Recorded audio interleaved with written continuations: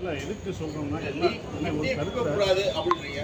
ஆனால் பெரிய டைரக்டர் கிட்டி கொடுக்கலாம், ஏன்னா சென்ட்ரல் மினிஸ்டர்ன்றதால.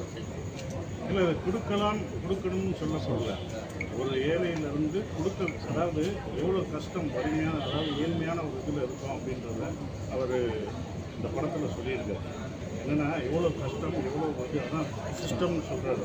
கடைசி வரைக்கும் செத்தாலும் பரவாயில்லன்னு முடிச்சிருந்தா நல்லா இருக்கும். கிடையாது, கடைசி அவர் சொல்கிறது மனிதம், அந்த ஹியூமனிட்டி தான் வேணும். என்ன இருந்தாலும் பழி வாங்குறது ஒரு அதிகாரம் ஒரு தட்டை கையில் கொடுத்தா அந்த அதிகாரத்தை வச்சு நம்ம பழி வாங்கக்கூடாது.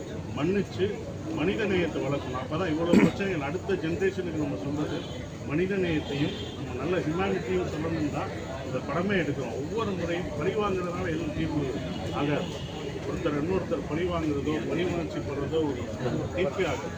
அப்போ மன்னிக்கிறது தான் அருள். மன்னிச்சாதான் நீ தான் கடவுள். மயிலாடுன்றது நீயும் இறைவன். நீ மன்னிச்சா நீ ஒரு இறைவன் அப்படின்னு அதை தான் சொல்கிறது. மன்னிக்கப்பட்டனால அவன் இறைவனாக இருப்பான். சார், வாடிய பெயரை கண்ட போதெல்லாம் வாடினேன்னு வள்ளலார் சொன்னார். 2 பேர் வாங்க. அது தமிழ் சினிமாவில் நிறைய படத்தில்